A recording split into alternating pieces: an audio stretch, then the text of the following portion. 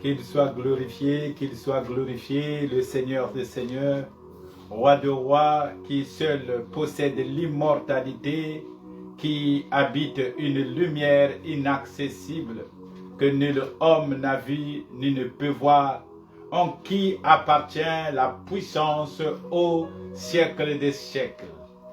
Alléluia.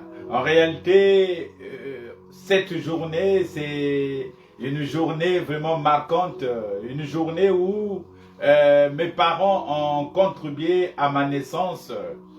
Alors, nous allons voir d'où tire cette naissance. Donc, à cela, je veux parler de la famille. Je veux parler de la famille car cela est très important pour toi et pour moi. La famille, elle est tellement importante que dans tous les domaines. Alors, je veux te dire quelque chose cet après-midi en ce qui concerne la famille.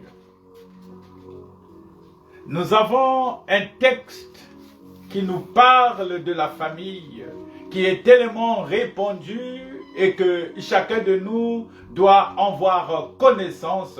C'est dans le livre de Genèse 28, verset 14. Genèse 28, verset 14, que nous dit la Bible? La Bible nous parle en ces termes: ta postérité sera comme la poussière de la terre. Tu t'étendras à l'Occident et au septentrion et au midi, et toutes les familles de la terre seront bénies en toi et en ta postérité. C'est Dieu qui parle à Abraham. Ce qui nous intéresse, c'est la partie B. Toutes les familles de la terre seront bénies en toi. En lui qui? En lui, Abraham. Or, que qui est Abraham pour toi et moi? Abraham est le père de la foi. Donc, afin que toutes les familles soient bénies, mais ça sera en Abraham. Or que lorsqu'il s'agit d'Abraham, on nous parle de la foi. Il est le père de la foi. Pourquoi je suis allé tirer ce texte? C'est pour voir tout ce qui se passe dans nos familles. Alors, beaucoup ont tendance à parler que moi, si il m'est arrivé ceci, parce que ma famille. Mais la Bible nous dit que toutes les familles de la terre seront bénies en Abraham. Qu'est-ce que cela veut dire? Que la famille, il ne faut pas la voir dans le cadre charnel.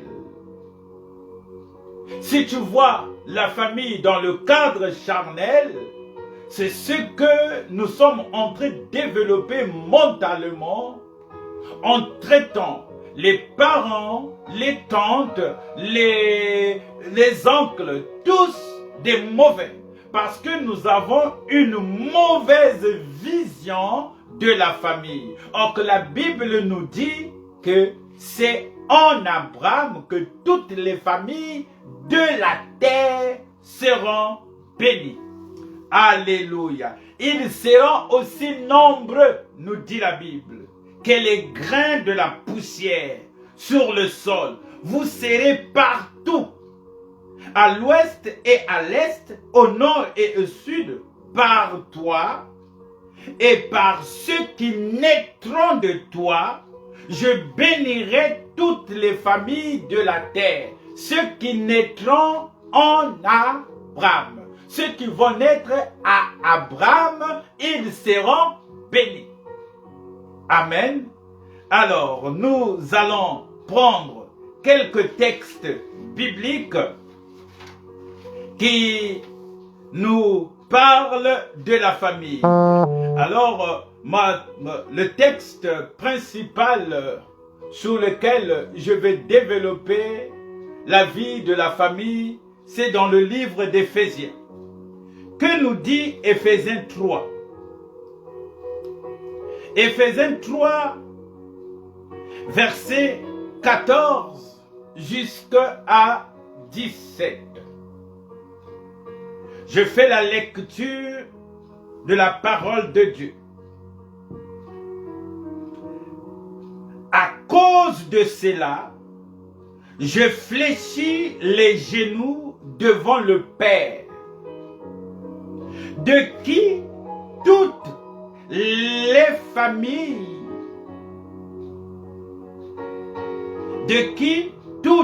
familles, dans les cieux, sur la terre, tire son nom, afin qu'il vous donne, selon la richesse de sa gloire, d'être puissamment fortifié par son esprit dans l'homme intérieur. Que le Père de toutes les familles nous donne cette intelligence et nous fait grâce de pouvoir comprendre la famille.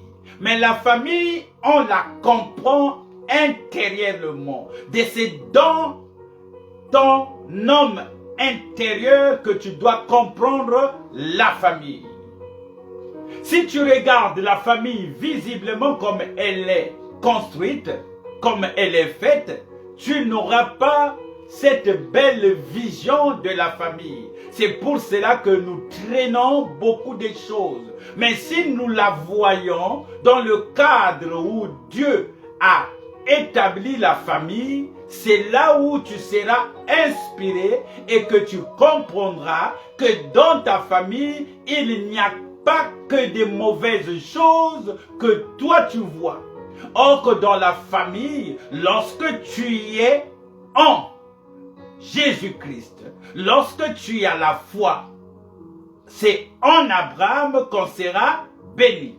Le livre de Corinthiens, 2 Corinthiens 5, 2 Corinthiens 5, 2 Corinthiens 5, verset 16. Que nous dit 2 Corinthiens, verset 5?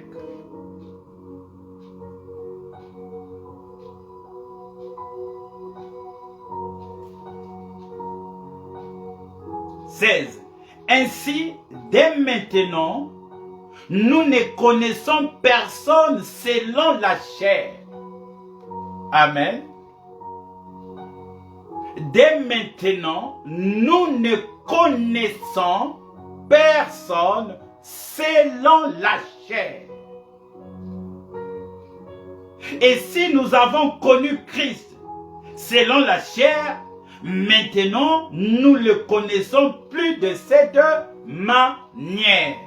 Donc, je voulais dire que si tu as connu ta famille selon la chair, parce que tu es né de cette famille, tu n'as pas encore connu exactement c'est quoi la famille. Il faut chercher à connaître spirituellement sa famille pour en tirer le meilleur et de lui donner son meilleur. Je répète, connaître spirituellement sa famille pour en tirer les meilleurs et de lui donner son meilleur. Ici, on nous présente deux manières de connaître. La manière comme étant la connaissance, non selon la chair, mais selon l'esprit. Il ne faut pas connaître seulement selon la chair, mais il faut connaître selon l'esprit. Or, en esprit, nous sommes bénis. En esprit, toutes les familles de la terre sont bénies en Abraham. Et que le père de la famille, le père qui tire les biens de la famille, nous a bénis. Donc, pour comprendre comment marche ta famille, il faut que tu vois, comme le verset qu'on a souvent tendance à utiliser, le verset si quelqu'un est en Christ.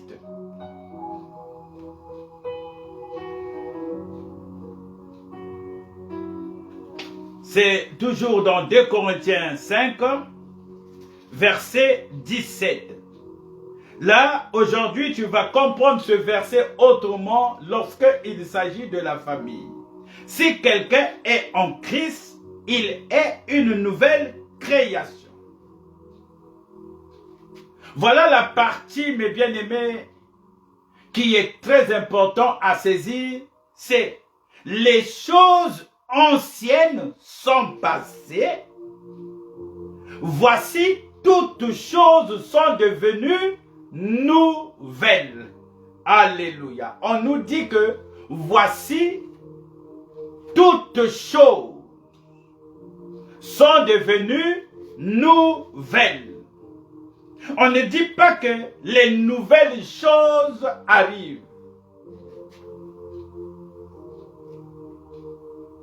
Mais on nous dit que toutes choses sont devenues nouvelles. Il n'est pas seulement question de comprendre les choses de manière événementielle. Lorsqu'on parle des choses anciennes qui sont passées, il y a des événements qui sont passés. Mais quand on vous dit, voici toutes choses sont devenues nouvelles, il est question de voir les choses. Amen. Il est question de voir les choses. Mais c'est les choses anciennes. Ça, c'est autre chose, mes bien-aimés. Qu'ils sont devenus. Ça n'a pas transformé. C'est pas parce que tu es en Christ que les choses qui étaient anciennes ont changé catégoriquement. Mais c'est la manière dont maintenant tu commences à traiter les choses anciennes avec une nouvelle vision parce que tu y es devenu une nouvelle créature. Tu comprends les choses autrement que tu le comprenais avant. Amen. Ça veut dire que lorsque vous étiez hors de Christ, en dehors de Christ, vous avez une manière de voir les choses. Quand tu es païen, quand tu n'as pas connu Christ, il y a une certaine manière de voir les choses. Mais lorsque tu es en Christ et que tu vas en profondeur, tu comprendras que tout ce que je suis en train de vivre dans la famille, il n'y a pas un problème dans la famille, mais parce que j'avais une vision charnelle de la famille. Mais lorsque tu as compris que dans ta famille, qu'il peut y avoir des bénédictions, c'est lorsque tu rentres en Abraham. C'est quand tu rentres dans la foi, tu vas comprendre les choses de la famille. Amen.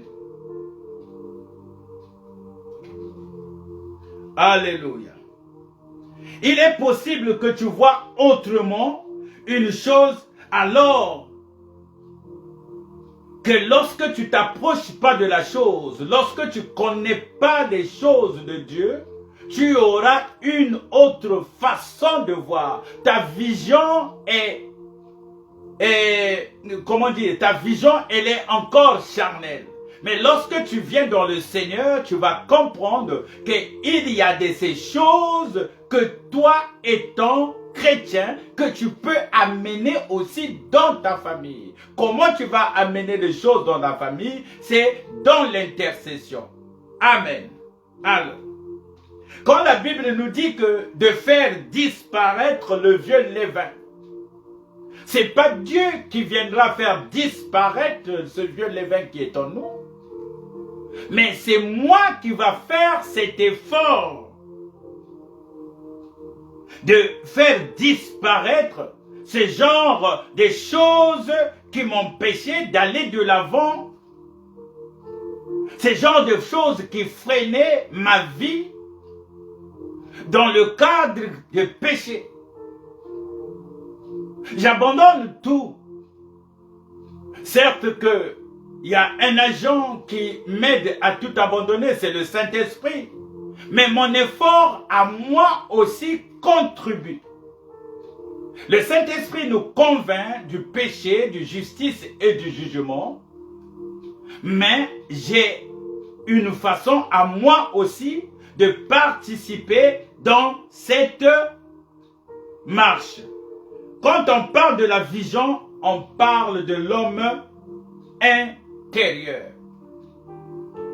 L'apôtre Paul, dans le livre de Philippiens, nous dit à cause de l'excellence de la connaissance de Christ. Il dit à cause de la connaissance de l'excellence en Christ. Les choses que j'avais anciennement, que je considérais anciennement, mais parce que j'ai la connaissance du Christ, je commence à les trouver comme de la boue. Cela ne veut pas dire que les choses en question ont disparu. Les choses en question existent. Les choses en question sont là. Mais lorsque on a la connaissance, lorsqu'on excelle dans la connaissance du Christ, lorsque le Christ t'a franchi, voilà la liberté qui vient en toi et tu commences à trouver les choses que tu faisais avant comme de la boue. Tu te dis, est-ce que c'est moi qui se comportais de la sorte? Et pourtant c'est toi. Mais parce que il y a l'effet du Christ en toi, il y a la connaissance du Christ. Lorsque tu commences à comprendre les choses de Dieu, tu commences à te dire, mais pourquoi je me comportais comme ça? Et pourquoi j'avais cette attitude? Pourquoi je voyais? Parce que ta vision change maintenant quand tu es en Christ. Tu deviens une nouvelle créature. Voici des choses nouvelles. Toutes choses sont devenues, donc ta vision a changé. Les écailles tombent lorsque c'est Christ maintenant qui prend ta vie en marche. Amen. Alléluia. C'est pour cela que l'apôtre nous dit que c'est à cause de l'excellence de la connaissance. Et ça nous oblige, bien-aimés, de méditer la parole de Dieu. Ce livre que j'ai toujours appelé la notice de vie. Pour un homme, la Bible, c'est comme une notice. Car lorsque tu es esprit et que tu es formé charnellement, que tu as un corps, une âme et un esprit, il faut que tu aies cette notice. Par quoi où tu peux vérifier si j'ai mal au bras, si j'ai mal dans mon corps, alors tu vas tourner les pages de la Bible. Et dans la Bible, on te donne comment, on te dit comment traiter ce mal. Le mal de la maladie, tu vas trouver dans Ésaïe 53, on va te dire que les maîtrissures de Jésus-Christ te donnent la guérison. Amen. Donc c'est dans cette notice. Alléluia. Quand tu vas commencer à connaître Christ, il y a beaucoup de voies qui vont changer en toi. Et cette connaissance, tu l'amènes aussi dans la famille. Et à partir de là, tu vas comprendre que toutes les familles sont bénies en Abraham. Et la Bible nous dit que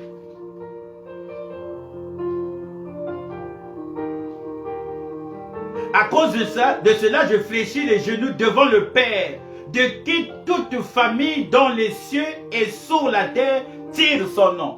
Dans les cieux et sur la terre tire son nom, afin qu'il vous donne, selon la richesse de sa gloire, d'être puissamment fortifiés. Il nous donne la richesse de sa gloire. Cette richesse de la gloire de Dieu, si tu l'introduis dans ta famille, si tu viens avec cette gloire dans ta famille, tu peux être celui qui vient éclairer toute la famille. Amen. Ne prends pas toujours les choses du mauvais côté. Mais bien aimé, même la famille de notre Seigneur Jésus-Christ, si tu vois tout ce qui s'est passé dans cette famille, tu vas dire que mais notre famille n'a rien de mal. La famille de notre Seigneur Jésus-Christ, l'exemple suprême. Si tu commences à fouiller dans cette famille, tu vas dire que mais attends, mais dans notre famille à nous, mais il y a moins de sorcières. Mais il n'y a pas de mal, il n'y a pas de haine. Quand tu vas prendre quelques exemples, les aïeux de notre Christ, Seigneur, quand Jacob bénit ses enfants dans Genèse 49, il arrive à Judas et dit que le sceptre ne s'éloignera point de Judas, ni les bâtons s'ouvriraient d'entre ses pieds, jusqu'à ce que vienne le Shiloh, et que le peuple lui obéisse. Donc de Judas naîtra le Messie. Et c'est Judas en question, mes bien-aimés. Celui qui est décideur de vendre son frère Joseph. Et ce Judas, mes bien-aimés, est celui qui va prendre la veuve de son fils pour avoir des enfants avec. Ça, c'est la famille du Christ.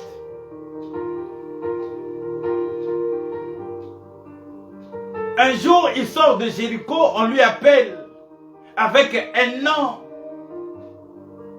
que personne ne l'appelait. On lui appelle fils de David.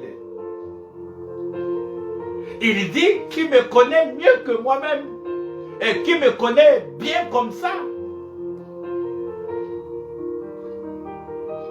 Et en parlant de fils de David, quand tu parcours la Bible, tu vas comprendre qui est David.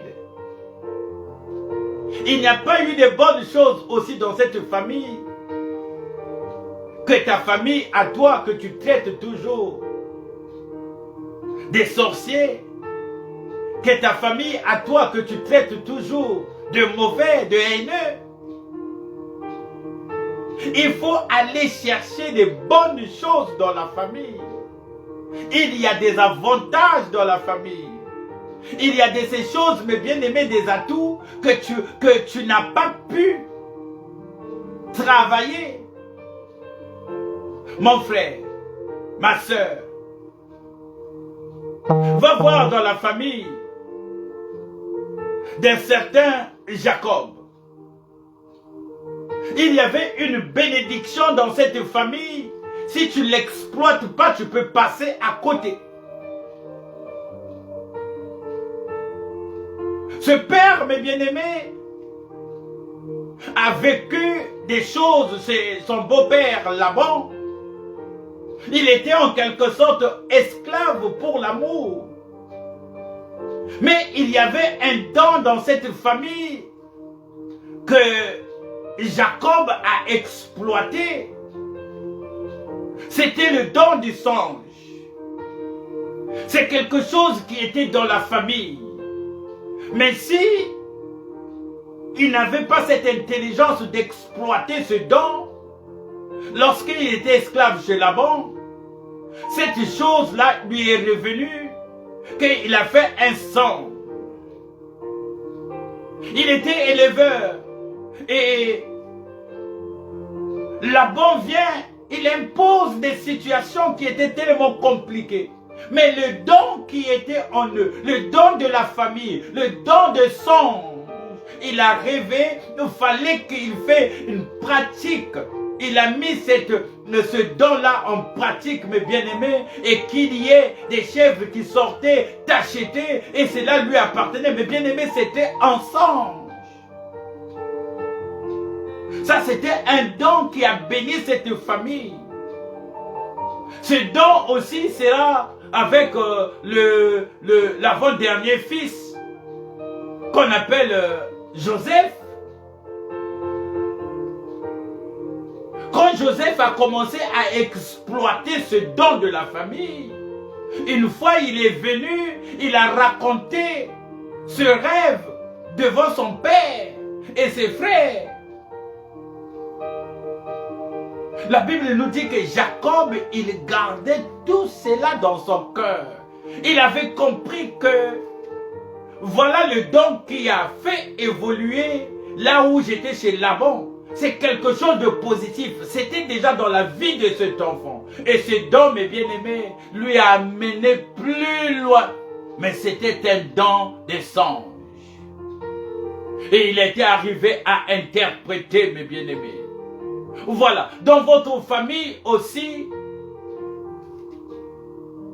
il y a certainement de bonnes choses que toi tu n'arrives pas et que vous n'arrivez pas à exploiter pour l'excellence de la famille. Vous voyez toujours des choses de mauvais côté. Mais il y a de ces choses dans votre famille qui est positive, je te dis. Rentre dans la prière, va en profondeur, va regarder les choses là où ça a commencé. Les choses sont spirituelles. La Bible dit que le Père, en qui nous avons cette grâce. Nous allons lire le verset qui parle de la bénédiction des pères pour toutes les familles. C'est dans Jacques.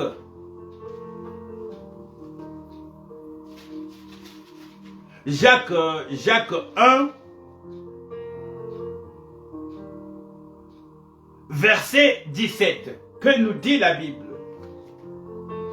Toute grâce excellente et tout don parfait descendent d'en haut, du Père des Lumières, chez lesquels il n'y a ni changement, ni ombre de variation.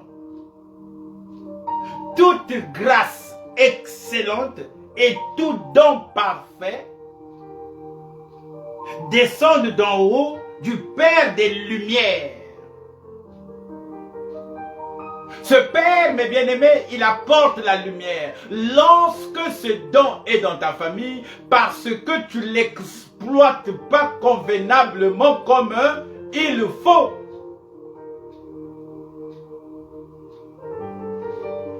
Il faut exploiter ce qui est favorable dans votre famille. Ne voit pas toujours des mauvaises choses. Ne voit pas toujours des tatankwentu et les mamankwentu. Il y a de l'excellence dans votre famille. Et lorsque tu viens en Christ, ta vision va complètement changer. Tu vas voir les choses autrement que tu es en train de le voir. Il y a de ces choses que tu dois vivre, mais ce que tu dois vivre, c'est à base de la parole de Dieu. Un jour, Christ, notre Seigneur, rencontre une femme samaritaine. Cette femme avait de la famille.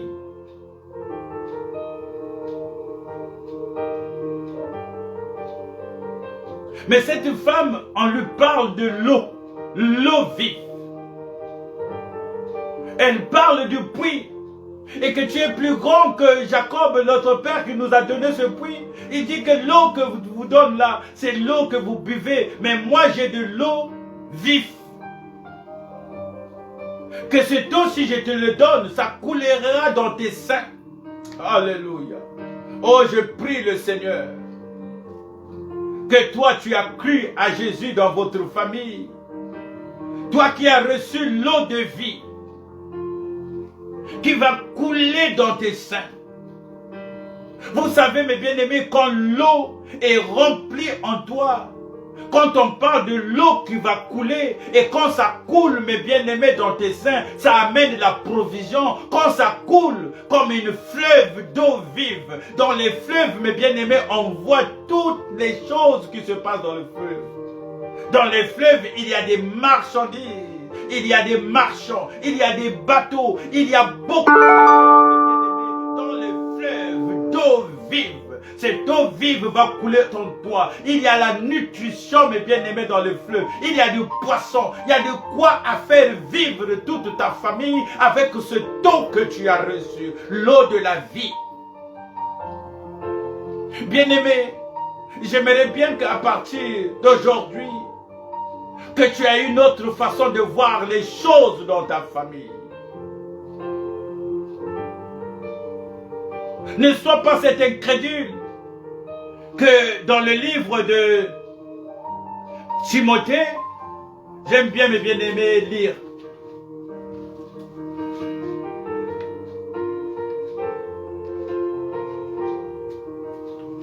Timothée,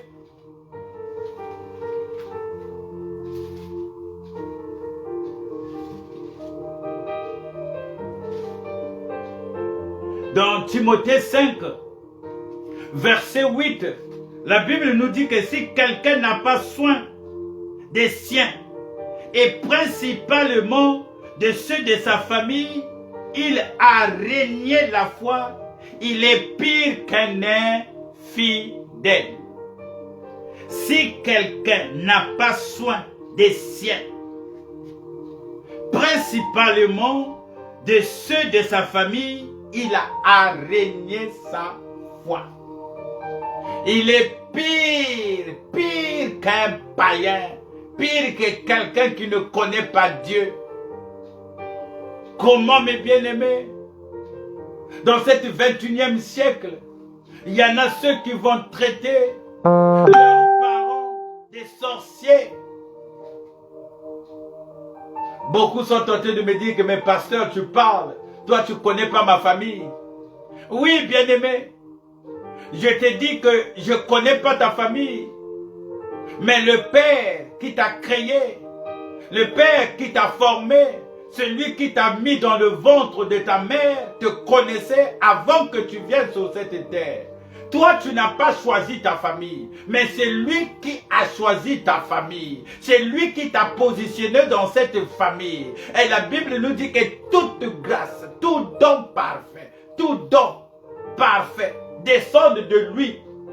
Si tu as choisi dans cette famille, c'est parce qu'il sait qu'est-ce que cette famille va t'apporter et toi, qu'est-ce que tu vas apporter dans cette famille. Je parle aussi, mes bien-aimés, à tous ceux où nous avons la grâce de dispenser la parole de Dieu, qu'il y a des fidèles qui viennent aussi à l'église, qui viennent confesser des choses. Et ceux qui viennent confesser, mes bien-aimés, que cela ne soit pas biblique, que tu commences encore à prêcher sur ce que quelqu'un est venu confesser. Beaucoup, mes bien-aimés, ont perdu la foi en niant les membres de leur famille. La Bible nous le dit, que tu es pire qu'un infidèle. Pire. Combien de fois si tu es dans le sacerdoce, tu es pire. Bien-aimé, à partir d'aujourd'hui, j'aimerais bien que tu aies une autre façon de voir les choses. Que tu vois les choses autrement que tu les voyais avant.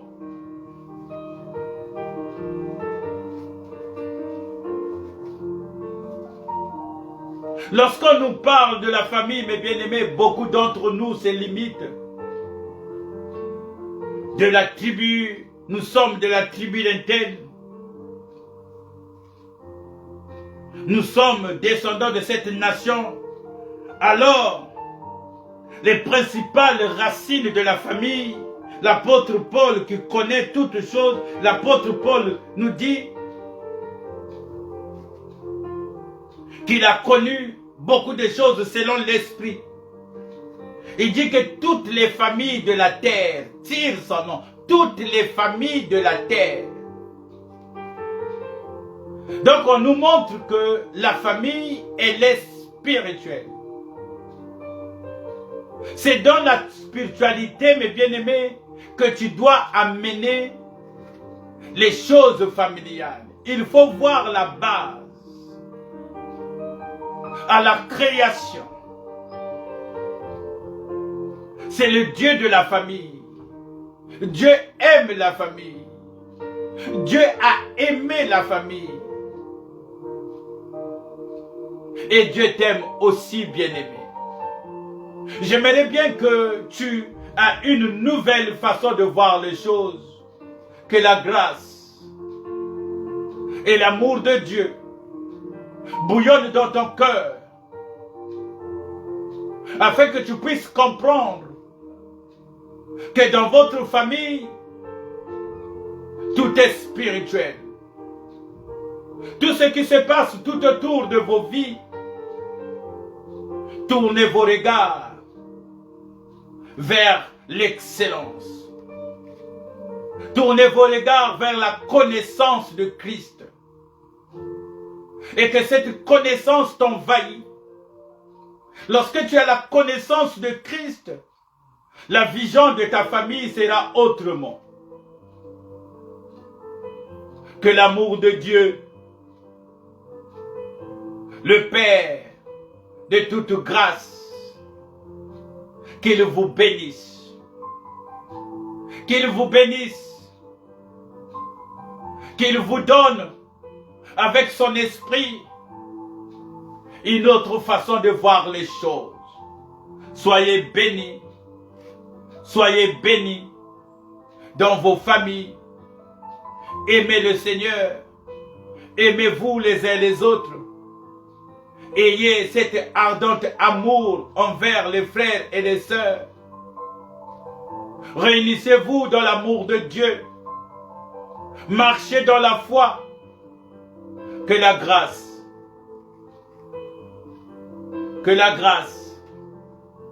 et la puissance de Dieu soient votre partage. Que toute la gloire revient à notre Seigneur. Merci pour votre présence. Merci pour tous ceux qui étaient attentifs. Merci au Saint-Esprit de nous avoir conduits afin que nous ayons la bonne révélation. Que le nom de notre Seigneur soit béni. Ayez une autre vision. Voyez les choses autrement que vous les voyez avant. Supportez-vous. Portez l'amour de Dieu dans vos cœurs. Ne haïssez pas, mais ayez cette ardente d'amour. Que l'amour bouillonne en vous et que Dieu vous bénisse et qu'il se souvienne de vous, qu'il se souvienne de votre présence. Le Dieu de grâce qui nous a fait grâce d'être ensemble, qu'il ne vous abandonne pas, qu'il soit avec vous toute cette semaine, qu'il vous accompagne dans vos démarches. À lui soit la gloire pour des siècles et des siècles. Au nom de Jésus. Amen. Soyez bénis.